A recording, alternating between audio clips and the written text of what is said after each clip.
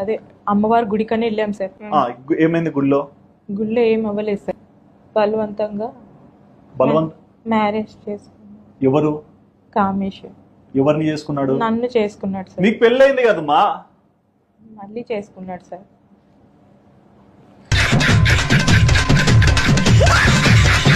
I'm married sir. I have 2 children. మీరు English లో చెప్పినంత మాత్రాన ఇంటెలిజెంట్ ఫెలో కారు. తెలుగులో చెప్పినా కానీ నాకు పెళ్ళైంది, 2 పిల్లలు ఉన్నారు. మళ్ళీ తర్వాత ఏం చేసినారు? వాళ్ళ అమ్మోళ్ళ ఇంటికి వెళ్ళాం సార్. ఎవరు అమ్మోళ్ళ ఇంటికి? కామేష్ వల్ల. కామేష్ అమ్మోళ్ళ ఇంటికి ఎందుకు పోయినారు? మా ఇంటికి వెళ్ళలేదు సార్. తాడాడ పడేసి వెళ్ళిపోవచ్చు కదా మీ ఇంటికి. నీకు పిల్లలు లేరా? ఉన్నారు సార్. మరి వాళ్ళ కోసం బతకవా? తల్లివి కదా నువ్వు. అవును సార్. మరి ఏంది నువ్వు చేసింది? వాళ్ళ ఇంటికి పోయినాక ఏమైంది?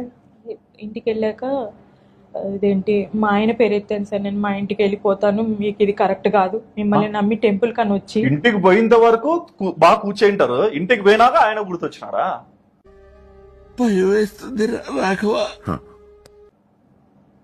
వాళ్ళ ఇంటికి ఆడ నుంచి వాళ్ళ ఇంటికి పోవడానికి ఎన్ని గంటలు పట్టింది?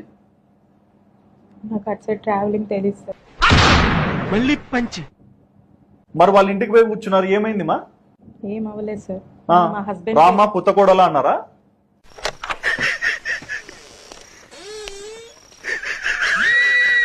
కాదు సార్, ఇంక ఎక్కడికి తీసుకెళ్దామని చెప్పేసి నేను అబ్బాయిని అడిగాను సార్. అడిగితే వాళ్ళ అమ్మతో మాట్లాడితే, నాకు పెళ్ళయిందమ్మా, 2 పిల్లలు ఉన్నారు, నీ కొడుకు చేసిన పని ఇది, మరి నేను ఇంటికి వెళ్ళాలి, ఏంటిది అని చెప్పి నేను అడిగాను సార్. గతం మర్చిపోయినా అని చెప్పాల్సింది తాడి కట్టినప్పుడే.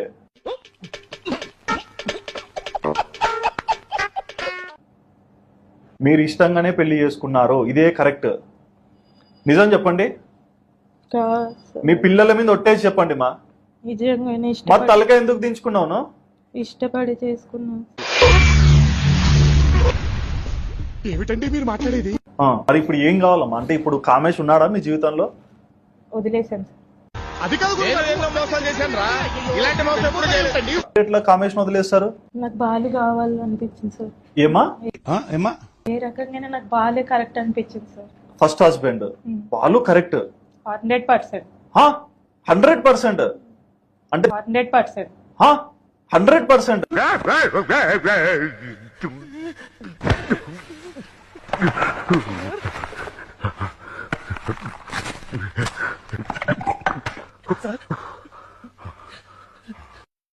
అంటే దీనిలో నీతి ఏంటమ్మా?